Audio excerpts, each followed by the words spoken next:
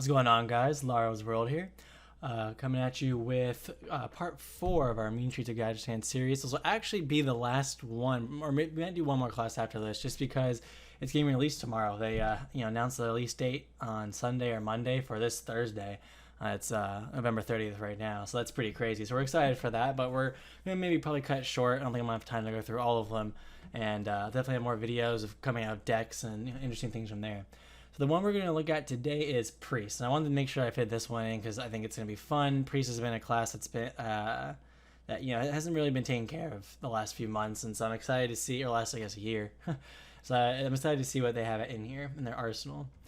So the first card is Dragonfire Potion. It's a 6-cost spell. Deal 5 damage to all minions except dragons. This card is just good. It does 1 more damage than Flame Strike. It's 1 less mana than Flame Strike, and a lot of the Priest cards I think are going to be associated with kind of that Dragon Priest variant. So I mean, yeah, it's great. I'm glad Hearthstone's adding more aggro clear deck, so the meta doesn't get spammed with things like mid-range shaman and things like that. It's an exciting card. I definitely give it a probably a 7 or 8 out of 10, probably an 8 out of 10.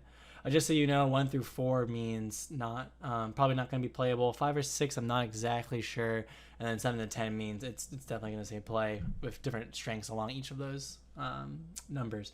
But yeah, 7 to 8, I think it's definitely going to be played. Next we got Dragonoid Operative. It's a 5 mana 5/6 battle cry. If you're holding a dragon, discover a card in your opponent's deck. If you're holding a dragon, wow, this card is just, again, good.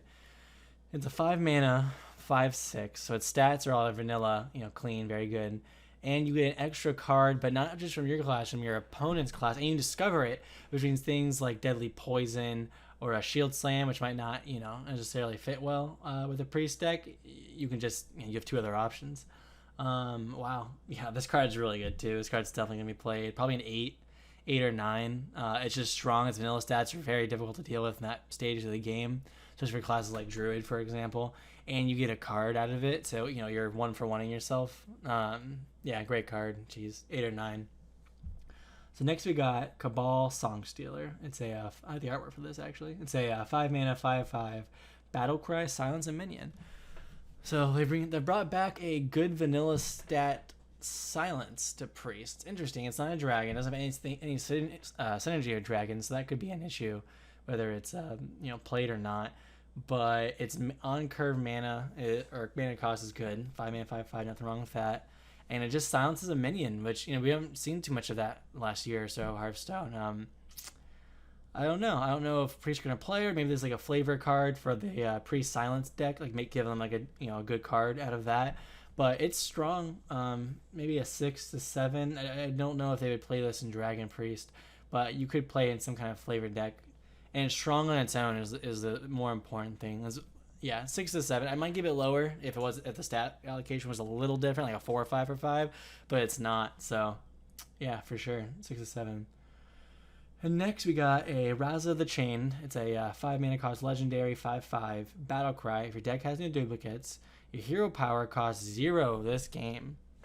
That's so interesting. If your deck has no duplicates, so it's kind of a high cost. Like no duplicate decks could be high cost, but your hero power costs 0. So people like Kibler have been running I've been running Shadow Priest variant, which I could see maybe that being used, although you only get 1 of the Shadow Priest actions.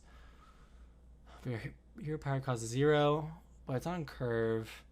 This card's okay. I'll give it I'm not really sure, 5 or 6. I mean, I can't really tell. It's strong on its own, which is like 5/5, 5 mana 5/5. But at the same time, you have to make a very specific deck around it. And is your hero power cost 0 this game really that strong? It is. It's pretty damn strong, but you'd have to make the deck kind of around that. So I don't know. 5 or 6. I'm not exactly sure, but I'm kind of leaning toward it being weaker and not play as much. Next, we got Greater Healing Potion. 4 mana, restore 12 health to a friendly character. Wow, that's pretty nice heal. It plays around Cabal, Shadow Priest, or not Cabal, Akanai Soul Priest, because it's a friendly character, so you can't just do 12 damage to your opponent. Honestly, Priest kind of need another heal. And it sounds silly, but like as far as the healing class goes, like besides Priest of the Feast, Priest isn't that great at healing. Like, sorry, like it's a weird catch-22, but no, I like it. I mean, 12 health is a lot for 4 mana, but for the variant, will they really be looking for more health, or are they trying to survive the late game? I'm not sure either. I think a 6 to 7. I think it's pretty good. I think it will see play. However, on like the best priest deck possible, will it see play? I'm not exactly sure. I'm leaning toward no there. So we'll change it to a 6, but I don't think it's bad. Next we have Cabal Chemist. We already talked about this in Mage. 4/3/3 add a random potion to your hand. It's just solid. The stats aren't terrible, and you get potion. The potions are strong. All of them are pretty good. You wouldn't be upset about any of them. So yeah, I like it. It's just a solid card. I give it a 7. It's not the strongest card, but it's just solid all around. Next we have Kazakus. Also talked about this in the Mage video. This card is just going to be fun as hell. 4 mana, legendary card, 3/3. If your deck has new duplicates, create a custom spell. The spells are going to be really cool. They're going to be very interesting, and some of them are overpowered, some of them aren't. It's just, it's going to be a lot of flavor there. So I like it. Well, it's going to be played. I think people are just going to play it for the fun of it. So 7, 8, and its body isn't bad. 4 mana, 3/3 isn't terrible. So yeah, I like it. Same thing with Cabal Courier, even better than the other two, I would say. Another family card. Battle Cry, discover a Mage, Priest, or Warlock card. 3 mana, 2/2. This is great because it's early game. Priest needs some decent early game drops, especially 3 drops. The 2/2 stats are a little underwhelming, but not terrible. And you discover a Mage, Priest, or Warlock cards. So you get access to Mage cards, Fireball, Frostbolt, things like that, Warlock cards, or even your other Priest cards. Yeah, it's solid. 8 out of 10. 7 to 8 out of 10 for sure. Next we got Cabal Talon Priest. 3 mana, 3/4. Battle Cry, give a friendly minion +3 health. Jeez, they give Priest a lot this expansion, guys. This is strong too. Its vanilla stat is great. Its Battle Cry is very useful.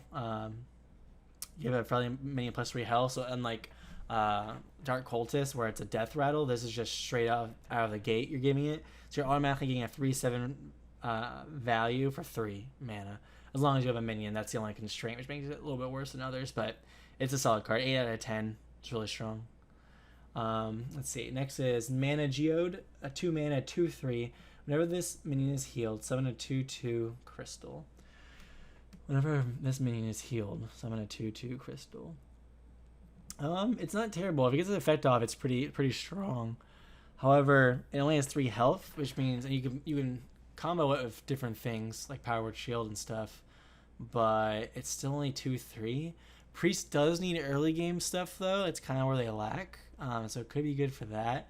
Especially if you went Mana Geode into Cabal Talon Priest, the last card we just looked at, and that would be very strong. It'd be a 2/5, and this minion's healed, summon a 2/2 crystal. That sounds strong.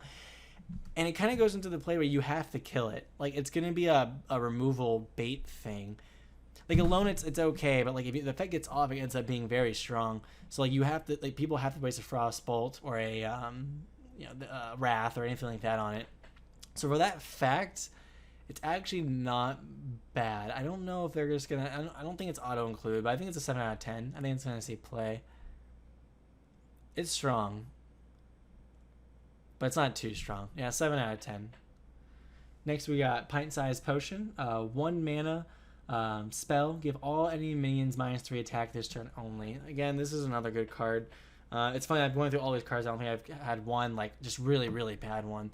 And this is great for aggro. Give all enemy minions -3 attack this turn. And there's another card that I'll show you next that goes with this perfectly. But just like Cabal Shadow Priest, things like that, you get all enemies -3 attack. So if they have 5 attack, you just use this and then steal it. Or if it's the early game, you can stop pretty much all damage for a turn, especially if most Zoo deck or Zoo aggro and Smork Warrior cards are below 3 attack anyway. So yeah, it's strong. 8 out of 10 for sure. And then the next card that kind of goes into Pint-Sized Potion is Potion of Madness. It's a priest card.